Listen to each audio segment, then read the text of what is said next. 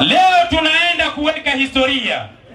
Toka 2008 chama cha waendesha pikipiki hatujawahi kuwa na mkutano mkubwa kama huu. Sio mkutano pekee, mkutano wa viongozi wa vituo ndani ya mkoa wa Mwanza. Tumeweza kuzunguka mkoa mzima kuweza kuwaunganisha waendesha pikipiki wote, na ndio maana leo mkoa mzima tunazungumza lugha moja hapa. Hapa vipi?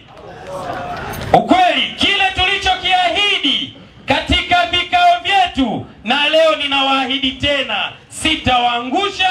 Tutaendelea kusimamia haki na kauli mbiu yetu ya kazi na bata bila bodaboda kuonewa, tutasimama nayo ndani ya miaka mitatu. Lengo ni kuona waendesha pikipiki tunafanya kazi kwa uhuru, amani na bila kuonewa na kusumbuliwa. Awali ya yote, naomba kuchukua nafasi hii kutoa pole za dhati kwa familia, ndugu, jamaa na marafiki waliopoteza ndugu zao katika vurugu zilizotokea tarehe 29 na tarehe 30. Nyote mnakumbuka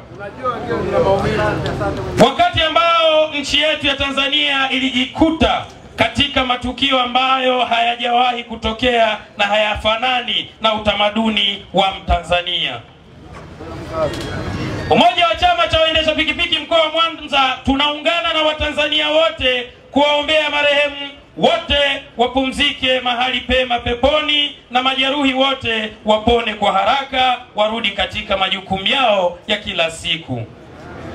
Umoja wa chama cha waendesha pikipiki mkoa wa Mwanza tunapenda kuwapa pole wote waliopoteza mali zao, biashara zao, ajira zao, na ambao wanapitia kipindi kigumu cha giza nene kutokana na kupoteza kipato ambacho kiliendesha maisha yao na familia zao, ima wapendwa wao.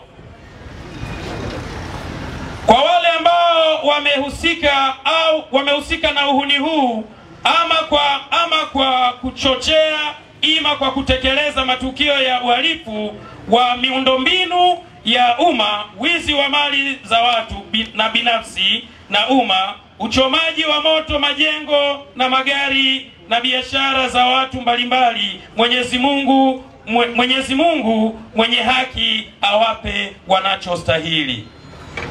Pikipiki, ndugu wananchi na ndugu maafisa usafirishaji ndani ya mkoa wa Mwanza, watu wengi wamesema moja kwa moja maafisa usafirishaji tumehusika na machafuko yaliyofanyika. Niseme sio wote tuliohusika na machafuko hayo,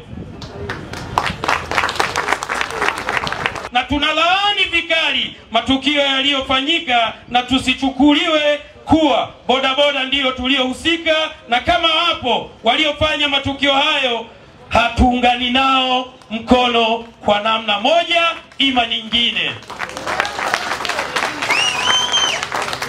Ndio maana sisi bodaboda wote tuko hapa kuona amani inapatikana, na haya yanayohusisha tarehe 9, niwaombe na niwasihi ndugu zanguni, tarehe 9 tusijihusishe kwa namna moja ima namna nyingine. Hawa ambao wanatukoli sisi tuingie katika vurugu, fuatilia na waulize wao ni ndugu gani ambaye amevunjika mguu, ni ndugu yupi ambaye duka lake limechomwa, ni nani miongoni mwanao hamasisha matukio hayo ambaye amefanyiwa jambo baya. Hawa watu ndugu zanguni wanatulaghai, na kundi hili ni kundi ambalo wanaliangalia sana, na sisi lazima tuwe na misimamo ya kwamba hatutahusika kwenye mambo yoyote yanayochafua nchi yetu ya Tanzania na mkoa wetu wa Mwanza. Na hii dhana ya bodaboda kwamba tumehusika, na wale waliohusika ndugu zanguni tuwalaani tena. Bodaboda hata kama walifanya si vitendo vya kiungwana kabisa, tulaani vitendo vinavyofanywa. Pikipiki, ndio maana sisi bodaboda wote tuko hapa kuona amani inapatikana, na haya yanayohusisha tarehe 9 tusishiriki kwa namna moja ama nyingine, kuona moja ama nyingine tukawaelimisha na ndugu zetu na jamaa zetu, amani ndiyo kila kitu. Tuwaeleze amani yetu ndiyo maisha yetu. Ndugu zangu ni waendesha pikipiki, chama chetu tunaiomba serikali kuchukua hatua za haraka kuimarisha amani na kujenga umoja wa Watanzania kama ambavyo rais kupitia bunge ameahidi kwa manufaa ya nchi yetu. Umoja wa chama cha waendesha pikipiki tunalaani vikali vurugu zilizotokea kuanzia tarehe 29 na tarehe 30 mwaka 2025. Kila mmoja anakotokea, madhara haya yalikofika, ndugu zangu mnaona yaliyofanyika, sio vitu ambavyo tunaweza tukavichekea hata mara moja. Machafuko yaliyofanywa na madhara yake ni makubwa sana, kila mmoja anaona. Zile siku mbili ndugu zanguni, hata kutoka kwenda choni ilikuwa ni shughuli. Uongo kweli? Tuko tayari kuona matukio kama haya yanajirudia tena? Wangapi wanasema hatuko tayari kuona matukio kama haya yanajirudia tena? Hata kula yetu ili tule lazima tuwe barabarani. Uongo kweli? Vipi kama tutakaa ndani mwezi mmoja? Nani mwenye uwezo wa kuweza kuhimili hata huo mlo mmoja?